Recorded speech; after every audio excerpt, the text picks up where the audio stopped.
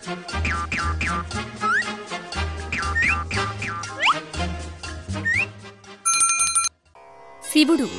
ఈ పేరు వింటే పార్వతి, గంగ, నాగేంద్రుడే కాకుండా మరో పేరు కూడా ప్రముఖంగా గుర్తుకొస్తుంది. అదే నంది. నంది శివుని వాహనం. శివుడు ఎటు వెళ్ళినా నందిపై ఎక్కి వెళ్తాడు. ఇది మనందరికీ తెలిసిన విషయమే. అయితే అసలు నందికి కైలాసంలో శివుడితో పాటు ఉంటూ శివుడికి వాహనంలా మారే అదృష్టం ఎలా వరించింది? అది తెలియాలంటే ఈ కథ తెలుసుకోవాల్సిందే. పూర్వం శిలాద అనే మునీశ్వరుడు ఉండేవాడు.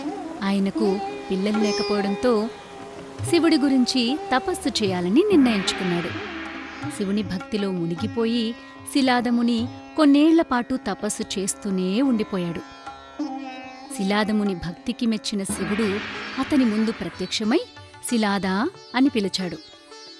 శివుడు శిలాద వైపు చూస్తూ, నీకేం వరం కావాలో కోరుకో శిలాదా అని అడిగాడు.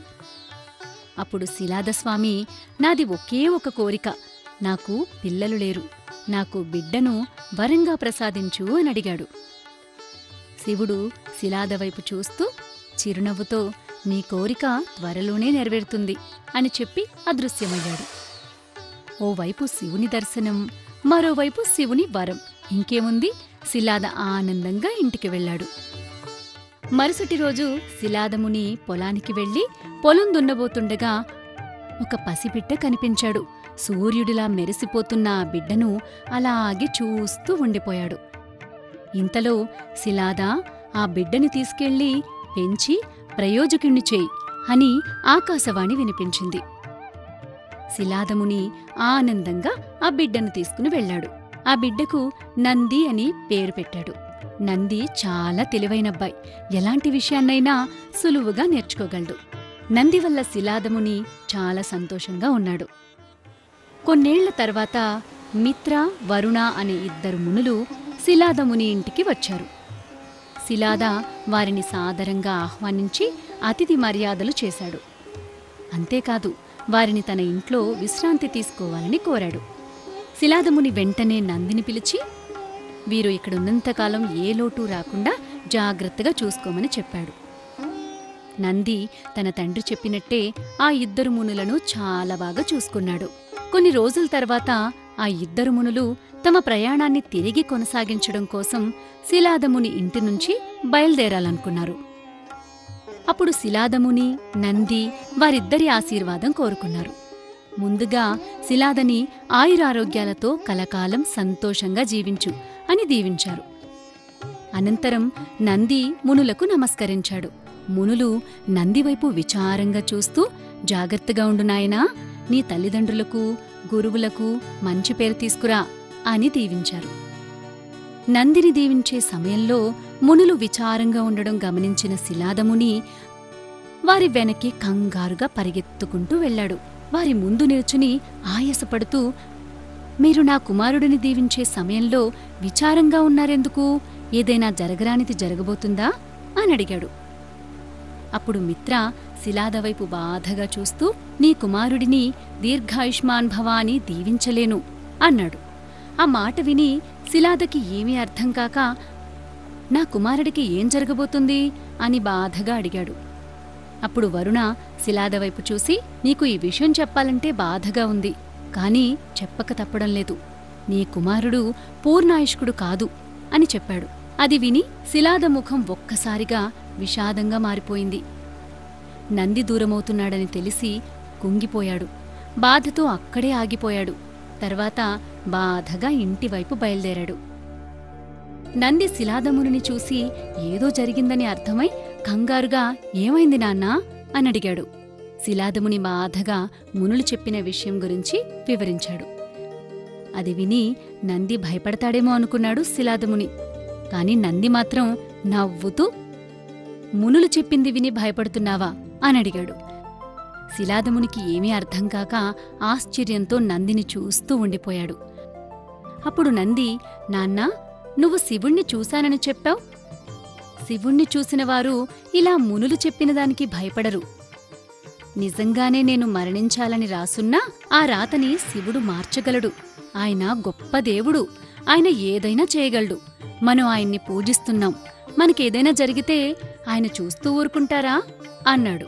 నంది మాటలకు శిలాదముని అలాగే చూస్తూ ఉండిపోయాడు. నంది, నన్ను దీవించండి నాన్నా అంటూ తండ్రికి నమస్కరించాడు. శిలాదముని విజయోస్తు నాయనా అని దీవించాడు. నంది భువన నదికి వెళ్లి నదిలో స్నానం చేసి భక్తి శ్రద్ధలతో శివుణ్ణి స్మరిస్తూ తపస్సు చేయడం మొదలుపెట్టాడు. నంది భక్తికి మెచ్చిన శివుడు నంది ముందు ప్రత్యక్షమై, నంది, కళ్ళు తెరిచి చూడు అన్నాడు. నంది చిన్నగా కళ్ళు తెరిచి చూశాడు. తన జీవితంలో తన కళ్ళు ఎప్పుడూ చూడని అందమైన రూపాన్ని చూస్తున్నాడు. శివుని అందమైన రూపాన్ని కళ్లతో చూసి గుండెల్లో బందీ చేసుకున్నాడు. అలా శివుణ్ణి చూస్తూ ఆయన్ని అడగడానికి ఏమీ లేదు, ఇక జీవితాంతం ఆయనతో ఉండిపోతే బావుండు అని భావించాడు. అప్పుడు శివుడు నందివైపు చూస్తూ, నంది, నీ భక్తి నన్ను ఇంత దూరం తీసుకొచ్చింది. నీకేం వరం కావాలో కోరుకో అని అడిగాడు. నంది తనకు తెలియకుండానే, స్వామి, నాకు ఎప్పటికీ మీతో ఉండిపోవాలని ఉంది అన్నాడు. శివుడు చిన్నగా నవ్వి, నంది, నేను ప్రయాణించే నా వాహనం ఎద్దు దూరమైంది. కాబట్టి నీ ముఖం ఎద్దు ముఖంలా మారితే నువ్వు నాతో పాటు కైలాసంలో ఉండొచ్చు. నా గణాలకు అధిపతి కూడా అవుతావు. అంతేకాదు, నువ్వు ఎప్పటికీ నాకు వాహనంలా, స్నేహితుళ్లా ఉంటావు అనన్నాడు. నంది భక్తితో కళ్ళు మూసుకున్నాడు. కళ్లనుంచి ఆనంద భాష్పాలు రాలాయి. శివుడు నందికి ఎప్పటికీ తనతో ఉండే వరాన్ని ప్రసాదించాడు. అప్పట్నుంచి నంది శివుడికి వాహనంలా, ద్వారపాలకుడిగా మరియు శివగణాలకు అధిపతిగా మారిపోయాడు.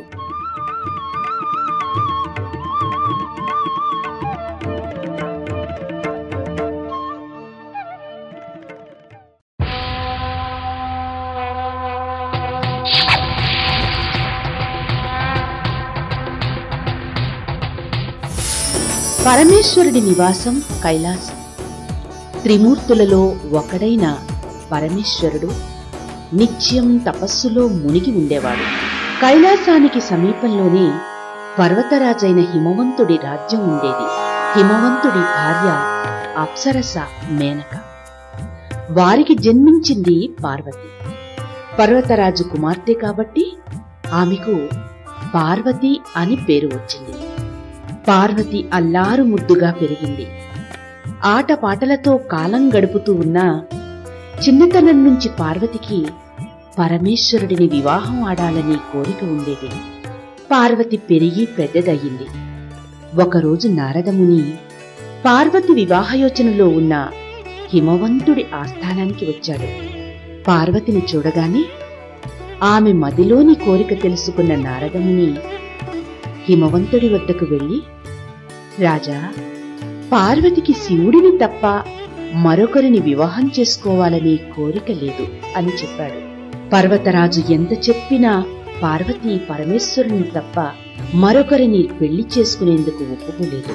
శివుడికి సేవ చేస్తానని చెప్పడంతో పర్వతరాజు ఆమెను తీసుకుని శివుని వద్దకు వెళ్లి తన కుమార్తె కోరిక చెప్పాడు. శివుడు ఒప్పుకోవడంతో పార్వతి ప్రతిరోజు శివుడికి పూజలు, సేవలు చేసేది. అదే సమయంలో తారకాసురుడనే రాక్షసుడు స్వర్గాన్ని ఆక్రమించుకున్నాడు. శివుని కుమారుని చేతిలోనే తారకాసురుడు మరణిస్తాడు. అలా వరం పొందాడు అతను. తారకాసురుని చంపాలంటే శివుని వివాహం అనివార్యమయ్యింది. బ్రహ్మదేవునికి ఇది తెలుసు. బ్రహ్మదేవుడు మన్మధుణ్ణి పిలిచాడు. శివుడి తపస్సు భగ్నం చేసి పార్వతీదేవిని వివాహం చేసుకునేందుకు అనుకూల పరిస్థితిని కల్పించమని ఆదేశించాడు. వెంటనే మన్మథుడు తన భార్య రతీదేవితో కలిసి కైలాసానికి వెళ్ళాడు. తపస్సులో మునిగి ఉన్న శివుడిని చూసి మన్మథుడు భయపడ్డాడు. శివుడి తపస్సు ఎలా భగ్నం చేయగలనా అని ఆలోచించాడు. శివుడికి పార్వతీదేవి పూజ చేసే సమయంలో ఆయన మీద బాణాలు వేశాడు మన్మథుడు. తపస్సు భగ్నమైన శివుడు కోపంతో మూడవ కన్ను తెరిచి చూడగా ఆ కంటి నుంచి వెలువడిన మంటలలో మన్మథుడు కాలిపోయాడు. తిరిగి తపస్సులో మునిగిపోయాడు శివుడు. జరిగింది చూసి భయపడిన పార్వతి కేవలం భక్తి ద్వారానే పరమేశ్వరుణ్ణి భర్తగా పొందగలను అనుకున్నది. అందుకోసం తను కూడా పరమేశ్వరుని ధ్యానిస్తూ తపస్సు చెయ్యాలని నిర్ణయించుకుంది. ఒకరోజు ఆమెకు ఒక ముని తారసపడ్డాడు. ఈ వయసులో అందమైన నువ్వు తపస్సు చేయడానికి కారణం ఏమిటి అని పార్వతిని ప్రశ్నించాడు. పరమేశ్వరుని వివాహం ఆడాలన్నది నా కోరిక అని పార్వతి చెప్పగా అది నెరవేరదని చెప్పాడు ముని. శివుడు మోసగాడని, అతడి కోసం సమయాన్ని వృధా చేసుకోవద్దని చెప్పాడు ఆ ముని. ఈ విషయం మీద పార్వతికి నచ్చజెప్పడానికి ముని చాలాసేపు ప్రయత్నించి విఫలమయ్యాడు. శివుడి గురించి ఎన్నో అబద్ధాలు చెబుతున్న ముని మీద కోపం తెచ్చుకుంది పార్వతీదేవి. చివరకు ఆ ముని తన నిజస్వరూపాన్ని ప్రదర్శించాడు. అతడు ఎవరో కాదు, సాక్షాత్తు పరమేశ్వరుడు. పార్వతిని పరీక్షించడానికి ఆ పరమేశ్వరుడే ఆ ముని రూపంలో వచ్చాడు. పరమేశ్వరుణ్ణి చూసి ఆనందపడింది పార్వతి. పార్వతిని వివాహమాడ్డానికి అంగీకరించాడు శివుడు. పరమేశ్వరుడి నిర్ణయాన్ని తెలుసుకున్న సప్తర్షులు హిమవంతుడి వద్దకు వెళ్లి అతడిని కుమార్తె వివాహానికి ఒప్పించారు. పార్వతి పరమేశ్వరుల వివాహం వైభవంగా జరిగింది. వివాహమైన తరువాత ఇంద్రాది దేవతలు పరమేశ్వరుని వద్దకు వెళ్లి బ్రహ్మదేవుని ఆజ్ఞను మన్మథుడు పాటించాడని అతడిని తిరిగి బ్రతికించమని వేడుకున్నారు. మన్మథుణ్ణి తిరిగి బ్రతికించాడు శివుడు. కొద్ది కాలానికే శివపార్వతులకు ఒక కుమారుడు జన్మించాడు. అతడే కుమారస్వామి. 6 ముఖాలతో జన్మించిన అతడిని షణ్ముఖుడు అని కూడా పిలుస్తారు. శివపార్వతుల కుమారుడు వినాయకుడు. అతడు విఘ్నాధిపతి. బాలుడిగా ఉన్న కాలంలోనే కుమారస్వామి దేవతలకు నాయకుడై తారకాసురుణ్ణి వధిస్తాడు. ఆంధ్రదేశంలోని శ్రీశైలం, ద్రాక్షారామం, శ్రీకాళహస్తి, వేములవాడ తదితర ప్రాంతాలలో ప్రసిద్ధ శివాలయాలున్నాయి.